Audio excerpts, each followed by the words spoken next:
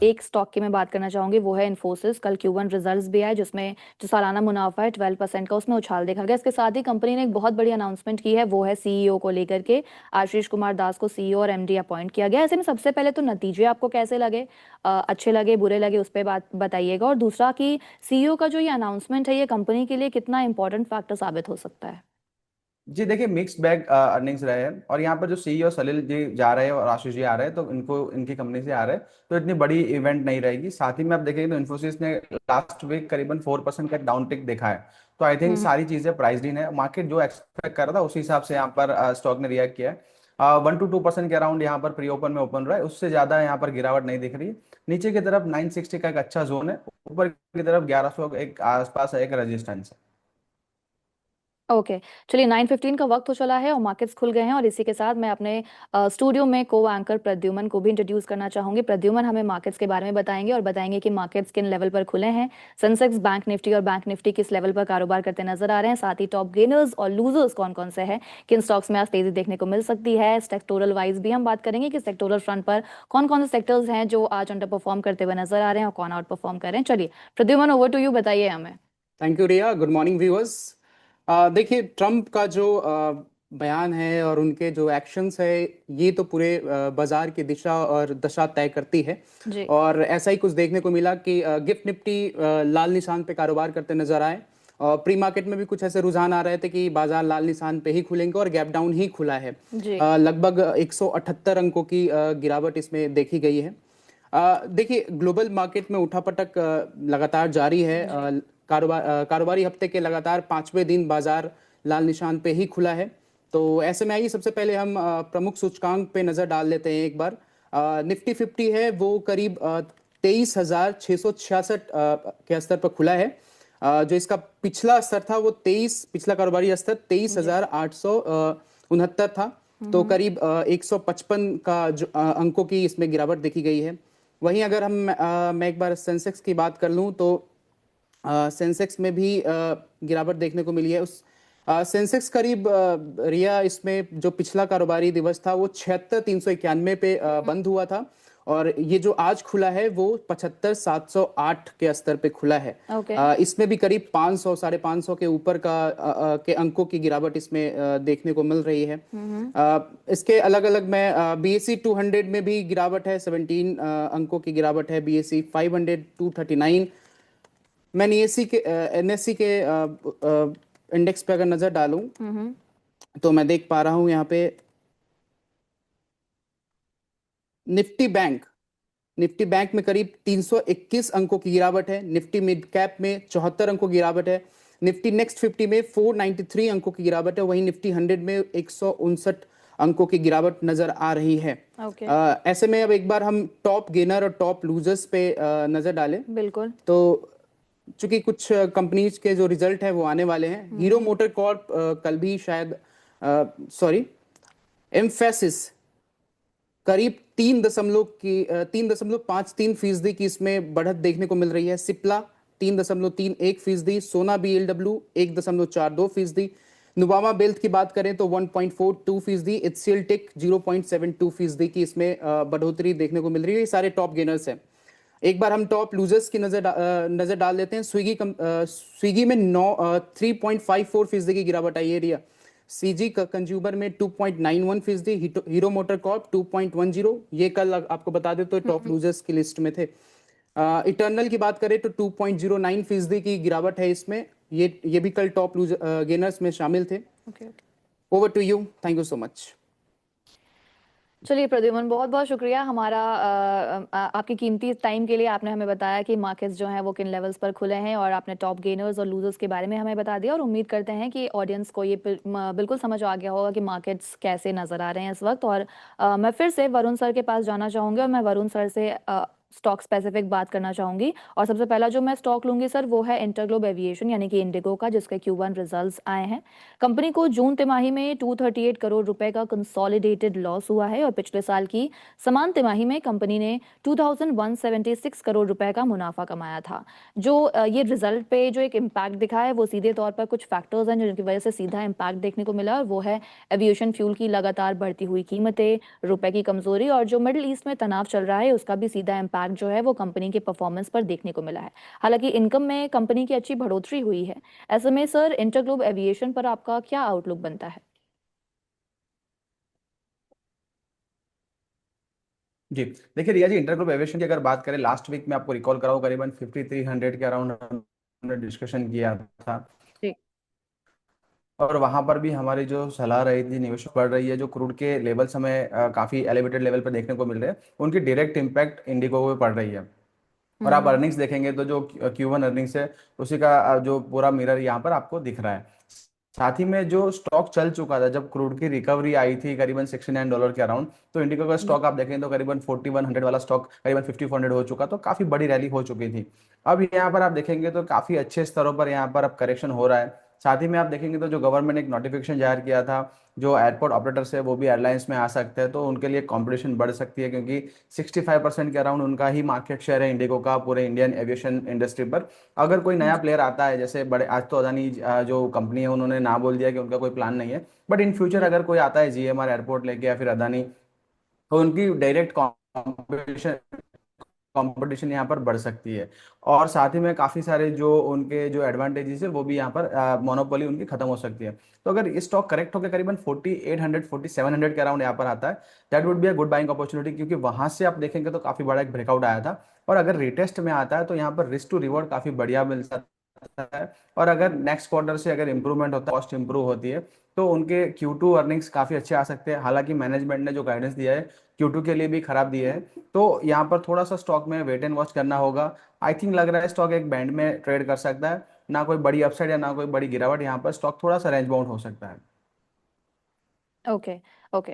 Sir Reliance industries में मैं बात करूंगी। रिलायंस इंडस्ट्रीज जो है उसने 52 वीक लो हिट कर दिया है। ऐसे में रिलायंस इंडस्ट्रीज का जो स्टॉक है टेक्निकल बेसिस पे, या फिर जो आप पूरा चार्ट्स देख करके हमें समझाइए कि वो आपको कैसा लगता है। अगर किसी को लेना हो, स्टॉक लेना हो, तो वो बाय करे, उसमें होल्ड करे, या फिर आपकी अवॉइड की सलाह रहेगी फिलहाल? जी, रिया जी, दो पार्ट में आंसर रहेगा। अगर आपका बिल्कुल लॉन्ग टर्म व्यू है, लॉन्ग टर्म व्यू मीन्स आपका ऐसा नहीं कि 1 महीने का या 6 महीने का व्यू है, लॉन्ग टर्म व्यू मीन्स 3 साल का।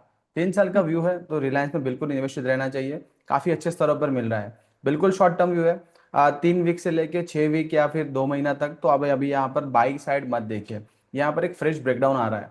1270 के नीचे अगर स्टॉक क्लोज देता है तो यहाँ पर एक ब्रेकडाउन है, और करीबन 1225 और 1180 तक के टारगेट बन सकते हैं। आपका जो स्टॉप लॉस है 1300 का रखना है। देखिए काफी अच्छे नतीजे आ गए, जियो का IPO का न्यूज आ चुका है, काफी जो एक्सपर्ट्स है, जो न्यूज मेकर्स है, सभी ने यहाँ पर वेट किया था कि कोई अच्छे जो न्यूज निकल के आए, बट स्टॉक यहाँ पर कोई भी अच्छे न्यूज पर रिएक्ट नहीं कर रहा है। और 1345 का जो सेलिंग है, उसी जोन से यहाँ पर सेलिंग देखने को मिल रही है। पूरा एक बैंड था 1270 75 से लेके 1345। आज के सत्र में अगर 1270 75 के नीचे क्लोज होता है, एक फ्रेश ब्रेकडाउन रहेगा। डेली चार्ट्स पर जैसे देख रहे हैं वहां पर भी आप देखेंगे तो एक फ्रेश ब्रेकडाउन है। और यहाँ पर 1300 के स्टॉप लॉस के साथ एक शॉर्ट इनिशिएट कर सकते हैं, बिल्कुल शॉर्ट टर्म व्यूअर, जो शॉर्ट टर्म ट्रेडर है या फिर जो स्विंग ट्रेडिंग करते हैं उनके लिए। और आपको यहाँ पर एक शॉर्ट पोजीशन क्रिएट कर सकते हैं। लॉन्गर टर्म व्यू है तो बिल्कुल एक्यूमुलेट करें 1180 1150 के तक, क्योंकि काफी अच्छे जोन है। डाउन साइड उससे ज्यादा लिमिटेड, ज्यादा नीचे नहीं लग रही, क्योंकि जो अर्निंग्स है उस हिसाब से वैल्यू जोन में आ चुका है स्टॉक, और वहां पर एक्यूमुलेट कर सकते हैं, क्योंकि एक ही बिजनेस के अंदर आपको काफी सारे बिजनेसेस मिल रहे हैं, और वैल्यू अनलॉकिंग के काफी सारे चांसेस है इन नियर फ्यूचर। ओके। चलिए सर, एक और मैं आईटी स्टॉक को पिक करूंगी, वो है कोफोर्ज। कोफोर्ज इसलिए क्योंकि कोफोर्ज ने न्यूरॉन नाम से एक नया आर्टिफिशियल इंटेलिजेंस यानी कि एक नया ऑपरेटिंग सिस्टम लॉन्च किया है। ये जो प्लेटफॉर्म है, ये कंपनी के जो मौजूदा यानी कि ऑलरेडी जो उनके पास एआई टूल्स हैं और प्लेटफॉर्म्स हैं, उनको एक ही सिस्टम के साथ कंबाइन कर देगा, यानी कि जोड़ देगा, जिससे कि जो एंटरप्राइजेस कस्टमर्स हैं उनको काफी हद तक एक सोल्यूशन मिल सकता है। ऐसे में कोफोर्ज का जो स्टॉक है वो भी आज निवेशकों की रडार पर रह सकता है, फोकस में रह सकता है। ऐसे में सर पहले तो जब एआई की खबर आई थी तब हमने देखा था कि किस तरह आईटी शेयर में एक हड़कंप मच गया था, निवेशकों में घबराहट का माहौल था। उसके बाद जो हमने देखा कि आईटी में लगातार उतार चढ़ाव का सिलसिला जारी रहा। ऐसे में आईटी एज अ स्पेस आपको कैसा लगता है? और अगर मैं स्पेसिफिकली कोफोर्ज की बात करूं तो क्या कोफोर्ज के अलावा कोई स्टॉक्स हैं जो आपको आईटी में पसंद आते हैं? जी, देखिए रिया जी, अगर आपको थोड़ा सा रिकॉल कराऊं 2-3 वीक पहले, जब जून लास्ट वीक था, तब भी आईटी में महाकार मचा था और नए 52 वीक लो लग रहे थे। तब भी जी। हमने बताया था कि आईटी के अंदर सिलेक्टिव स्टॉक्स के अंदर एक बाइंग अपॉर्चुनिटी है। और आई थिंक हमने ओके। ओएफएस से सजेस्ट किया था करीबन 9500 के जोन में, करीबन 12000 के लेवल बने थे। तो आईटी में अभी भी देखिए रुझान तो पॉजिटिव है। और जो एआई रिलेटेड जो रैली चल रही थी ग्लोबल मार्केट के अंदर, वहां पर थोड़ा सा आप देखेंगे तो ब्रेक लगी है। जो बबल बड़ा हुआ था उसमें से थोड़ी थोड़ी हवा निकलना शुरू हुई है। अब वहां पर भी, जी। वो फ्रंट पर भी आप जो एआई रिलेटेड जो स्टॉक्स है वहां पर भी काफी सारे क्वेश्चन उठने लगे हैं। उनकी क्रेडिबिलिटी पर, उनके जो जो आउटपुट आते हैं उन पर, और उनका जो निवेश है काफी बड़ा हो चुका है जो उनकी कंपनी से, तो रेवेन्यू कहाँ से आएगी उस पर भी काफी चर्चा हो रही है। तो आप देखेंगे तो जो स्टॉक्स है एआई रिलेटेड, वहां पर सेलिंग प्रेशर शुरू हो चुका है। दूसरी तरफ आप देखेंगे इंडियन कंपनीज में बाय एंड लार्ज विप्रो को छोड़ दें, या फिर आज इन्फोसिस के जो थोड़े मिक्स्ड अर्निंग्स रहे, उसके अलावा जी। काफी सारे जो स्टॉक्स है उन्होंने काफी बढ़िया यहाँ पर अर्निंग्स दी है। कोफोज की पर्टिकुलरली बात करें, कोफोज एक आउट परफॉर्मर स्टॉक रहा है। और आप देखेंगे तो निफ्टी आईटी को कोफोज और ओएफएसएस ने आउट परफॉर्म किया है। इंडाइसिस करीबन डाउन है उनका ईयर टू डेट का, अगर आप चार्ट देखेंगे तो कोफोज और ओएफएसएस ने आउट परफॉर्म किया है। अभी भी कोफोज देखिए काफी अच्छे जोन में मिल रहा है, यहाँ पर एक थोड़ा सा करेक्शन है। 200 ऐसे में जो है करीबन 1550 कोफोज का डेली चार्ट्स पर, वहां पर थोड़ा सा एक रेजिस्टेंस हो रहा है। अगर अर्निंग्स अच्छे आते हैं इस बार के जो क्वार्टर वन के, तो यहाँ से एक ब्रेकआउट मिल सकती है। 1360 1300 का एक अच्छा जोन है, अगर किसी वजह से यहाँ पर अगर हमें मिल रहा है तो यहाँ पर बिल्कुल लॉन्ग टर्म के लिए एक्यूमुलेट करना चाहिए। कोफोज का जो गाइडेंस है, मैनेजमेंट का जो आउटलुक है काफी पॉजिटिव है, और यहाँ पर बाय ऑन डिप करना चाहिए। Okay sir. एक और स्टॉक को देखिएगा sir, shadow fax technologies logistic company है, जिसमें करीब 1047 करोड़ रुपए की ब्लॉक डील की खबर आई है, जो उसके बाद 8 रोड्स, फ्लिपकार्ट और आईआईएम इंडिया फंड 9.08% तक की हिस्सेदारी बेच सकते हैं, और ये जो सौदा है वो 197 रुपए प्रति शेयर के फ्लोर प्राइस पर होने की संभावना जताई जा रही थी।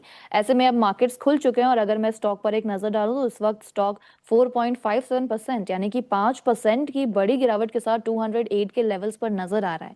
ऐसे में सबसे पहले बताइए सर कि ये जो शैडो फैक्स का पूरा चार्ट है वो आपको कैसा लग रहा है, और क्या ये स्टॉक आपको पसंद आ रहा है? टेक्निकल लेवल पर वैल्यूएशंस कैसे लग रहे हैं आपको इसके? जी बिल्कुल, स्टॉक में आप देखेंगे तो काफी बढ़िया अप ट्रेंड चल रहा है मंथली और वीकली चार्ट पर। हालांकि डेटा काफी कम है हमारे पास मंथली चार्ट पर, बट यहाँ पर आप देखेंगे तो करीबन 3 मंथ से एक पॉजिटिव टेरिटरी में कारोबार कर रहा है। अब यहाँ पर आप देखेंगे तो करीबन 225 से लेकर 240 का एक रेजिस्टेंस जोन है, वहां पर स्टॉक एक कंसोलिडेट कर रहा था। एक हल्की सी करेक्शन हमें डेली चार्ट्स पर देखने को मिली है, जो इसी न्यूज के चलते होगी। बट यहाँ पर जैसे स्टॉक फिर से 225 240 के लेवल कैप्चर करता है, अनचार्टेड टेरिटरी में काम कारोबार करना शुरू करेगा और यहाँ पर काफी बढ़िया लेवल बन सकते हैं। अभी भी आपको, अगर आपके पास ऑलरेडी पोजीशन है 190 का, क्लोजिंग बेसिस पे स्टॉप लॉस मेंटेन करिए, या फिर नई एंट्री की भी सोच रहे हैं तो एक अच्छी गिरावट है यहाँ पर, अपॉर्चुनिटी है, यूज कर सकते हैं। 190 क्लोजिंग बेसिस पे स्टॉप लॉस मेंटेन करेंगे। First target would be 225, second target would be 240, उसके बाद आप देखेंगे तो अनचार्टेड टेरिटरी है, और स्टॉक यहाँ पर करीबन 280 तक के लेवल भी दिखा सकता है। ओके। फार्मा सेक्टर की मैं बात करूंगी सर। फार्मा सेक्टर डिफेंसिव है और गिरते हुए मार्केट में भी काफी हद तक अपने आप को होल्ड करने की कोशिश कर रहा है, और इसी के साथ अगर मैं स्टॉक स्पेसिफिक बात करूं तो इस वक्त मैं देख पा रही हूं कि टॉप गेनर्स की लिस्ट में सिप्ला शामिल है। इसके अलावा अगर मैं औरो फार्मा की बात कर लूं, ये सारे स्टॉक्स जो हैं वो काफी अच्छे लेवल्स पर अभी फिलहाल नजर आ रहे हैं। ऐसे में फार्मा एज अ स्पेस आपको कैसा लगता है? बुलिश पैटर्न आपका बनता है या नहीं, या फिर कौन से स्टॉक्स हैं जो आप लॉन्ग टर्म के लिए रिकमेंड करना चाहेंगे? जी देखिए, यहाँ पर भी रिया जी ट्रम्प फैक्टर है। काफी दिनों से फार्मा सेक्टर पर हम बोले से, और हमने जब भी आपके साथ चर्चा की है तब हमने फार्मा सेक्टर के काफी सारे स्टॉक्स सजेस्ट भी किए थे। अब जी फार्मा जो चलती गाड़ी थी उसे कैसे ब्रेक लगानी है, और ट्रम्प जी को काफी अच्छे से पता है। उन्होंने एक ब्रेक जी। लगा दी। जो अनाउंसमेंट थी काफी मीनिंगलेस थी। देखिए 2 ईयर तक कोई टैरिफ नहीं लगेगा, उसके बाद 100%, उसके बाद 200%। तो वो कोई आप तरीके से आप देखेंगे तो जस्टिफाइड नहीं है। But hmm. फार्मा सेक्टर के अंदर एक डाउट यहाँ पर उन्होंने पैदा कर लिया है, और उसी के चलते यहाँ पर बड़ी गिरावट आई है। ये गिरावट आप यूज कर सकते हैं। और यहाँ पर आप जैसे इंडस्ट्रीज के जो एक्सपर्ट है वो मान रहे हैं कि ये जो टैरिफ है करीबन 10-15% के अराउंड हो सकते हैं। बट एक डाउट था, इसीलिए करेक्शन आया। अच्छे स्टॉक जैसे लुपिन है, सन फार्मा है, वो स्टॉक्स में हम्म। आप बिल्कुल खरीदारी कर सकते हैं। और यहाँ पर अभी भी आप जैसे सिप्ला की बात करें तो कल के अर्निंग्स आप देखेंगे थोड़े मिक्स बैग थे, मार्केट को थोड़ा समझ नहीं आया, तो कल के सेशन में हमने सेलिंग देखी थी। आज काफी सारे ब्रोकरेजेस के अच्छे रिपोर्ट्स है, तो यहाँ पर सिप्ला में एक अच्छी खरीदारी है। अभी भी स्टॉक आप देखेंगे तो एक रेंज बाउंड स्टॉक है, करीबन नीचे की तरफ आप देखेंगे 1340 1350 का एक सपोर्ट जोन है, ऊपर की तरफ आप देखेंगे तो करीबन 1480 का एक रेजिस्टेंस जोन है। 100 पॉइंट 120 पॉइंट के बैंड में यहाँ पर स्टॉक कारोबार कर रहा है। 1480 के ऊपर जैसे क्लोजिंग मिलती है यहाँ पर एक फ्रेश ब्रेकआउट देखने को मिल सकता है। सिप्ला की अगर थोड़ा सा आप लंबा नजरिया से देखें तो यहाँ पर करीबन 2 ईयर से स्टॉक एक कंसोलिडेट कर रहा है और निफ्टी फार्मा इंडेक्स को अंडर परफॉर्म कर रहा है।